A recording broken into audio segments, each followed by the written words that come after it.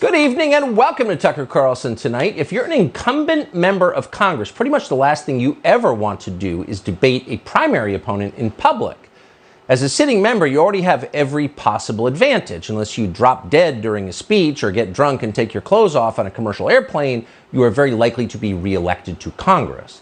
So a televised debate cannot help you. It is all risk and no upside.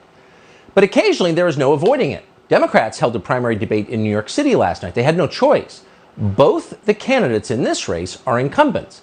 Thanks to a court decision that redrew congressional boundaries, the two most powerful members of the New York delegation are now running against each other for the same seat. And that's a lot of fun. For 30 years, Carolyn Maloney has represented the Upper East Side of Manhattan.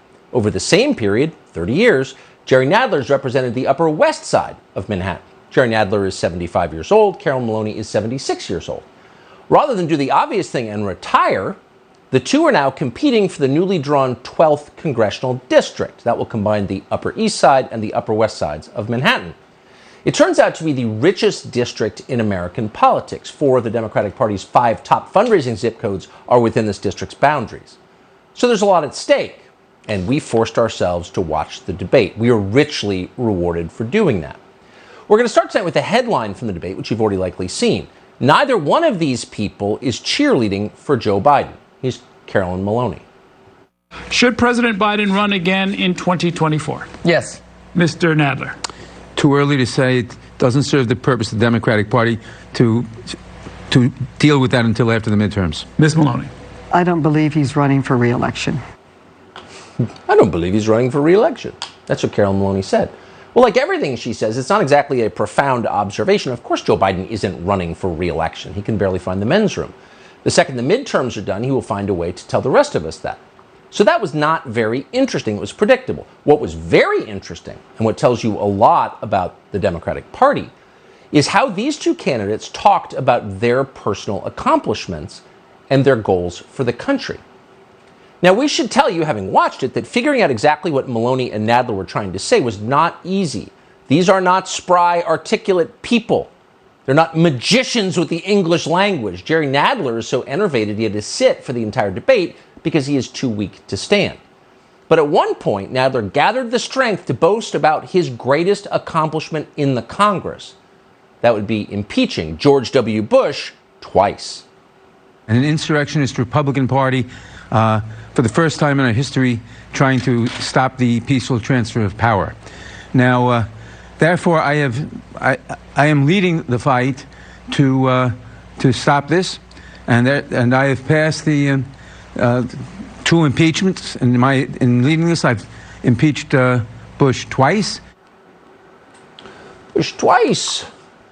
The secret to Jerry Nadler has never been his appearance, often remarked upon. It's been his intellect, which is small. Obviously, Nadler meant to say Donald Trump, not that he can remember what decade it is. But what he meant to say is not really a consolation for Democrats watching at home. The problem here is that Jerry Nadler and Carolyn Maloney, these are 2 of the most powerful Democrats in the United States Congress, running in the most influential district in the United States of America. Neither of these candidates have anything to say. So Jerry Nadler is asked, what are you proud of? And he's talking about multiple impeachments. Whatever you think of impeachments, did they improve a single life in this country? No. So she was asked the same question, Carolyn Maloney. What are you proud of? What are your priorities? And so she responded. Here are Carolyn Maloney's priorities for the United States. Our work is not over yet. We need to protect women. We need to pass gun safety laws. We need to combat climate change. So those are her top priorities. This is one of those powerful sitting members of Congress. First priority, protecting women. In other words, more abortions, protecting women from having children so they can continue to work at some depressing midtown bank. Don't raise your family, go to work. What Carolyn Maloney does not mean by protecting women, of course, is punishing criminals. They're free to beat women on the subway in New York with no consequences, and they routinely do. But that's number 1, protecting women, more abortions. Okay.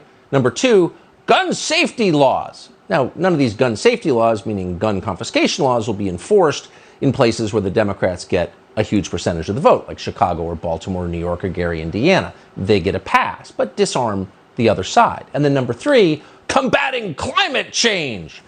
Because you don't need air conditioning in the summertime. You don't need a car. Look at Sri Lanka. They've done a great job. What's interesting is what Carol Maloney didn't mention as a top priority, and that would be the economy, inflation. And it's interesting because every poll taken shows that inflation is the number one issue that actual Americans care about. So why wouldn't Carol Maloney, who's a politician after all, can probably read a poll, why would she not include inflation? Well, it's possible she's not aware it's happening. And we know this from the president of the San Francisco Fed. That would be Mary Daly. She explained her views on inflation inadvertently. Apparently, she was unaware she was being recorded. And because she didn't know anyone was listening, Daly explained that inflation doesn't matter to her because she's rich. And we're quoting, "I don't find myself in a space," that's how they talk in San Francisco, "in a space where I have to make trade-offs because I have enough. And many Americans have enough." Ooh, you've got enough. You've got enough. Stop your whining. Time to fix the climate. We're in charge of the weather now. So these are the issues that the leaders of the Democratic Party and the party's donors, many of them in San Francisco and New York, care about. They don't care about inflation because they're rich and it doesn't affect them. In other words, they don't care about you at all. And by the way, this isn't just true of long-standing establishment figures in the Democratic Party like Jerry Nadler and Carol Maloney. It's everywhere. It's endemic. It's in the fabric of the party itself. Even people who want to join the club repeat the same lines. At the debate last night, Maloney and Nadler, at 76 and 75, were joined by a 38-year-old lawyer called Suraj Patel. Now, Patel runs a multi-million-dollar hotel management company. He was the guy on stage who's supposed to be a breath of fresh air, the face of a new generation. So what did he talk about? Issues that people care about? No. He referred back 15 years to describe his so-called ideas, because it turns out he's an Obama Democrat. My name is Suraj Patel, and I am a lawyer, a professor, and an Obama Democrat, from whom I learned that Democrats lead best when we lead with new ideas, energy, and a new generation of leadership. Yeah, that guy's got new ideas and energy, just like Barack Obama. That's why he's supporting Joe Biden running for re-election again. It's pathetic. It's not just him, it's not just Maloney, it's not just poor Jerry Nadler. It's the entire Democratic Party. The Democratic Party has run out of gas. The Democratic Party at this point is a cartel that exists only to perpetuate itself and the elderly mediocrities who run and benefit from it. All of them. Kamala Harris is only 57 years old. She's a child by the standards of her party. But she still talks like a dementia patient, slowly and incomprehensibly. Here's Carmela struggling to explain what mail-in ballots are. Now, you'd think she would understand mail-in ballots, given that mail-in ballots are why she has a job. But she doesn't. Watch. They said when they voted, I think sometimes with voting is you're just putting in your order. This is what you want. So when people stood in those lines for hours, when they sat at their kitchen table for hours figuring out how they were going to fill out their ballot to vote by mail, when they drove by those drop boxes with their kids in the back seat, patiently waiting to drop off that ballot, they were putting in an order. We don't mean to beat up on Kamala Harris, who's obviously our favorite for the Democratic nomination next cycle. But she is a perfect distillation of everybody in power in the Democratic Party. Every word that emerges from Kamala Harris's mouth is a recycled talking point that's been run through a banality machine to remove the slightest hint of anything interesting or challenging or relevant or meaningful. So no wonder Democrats are unpopular. They have nothing to offer. They haven't updated their files. They believe it's 2005.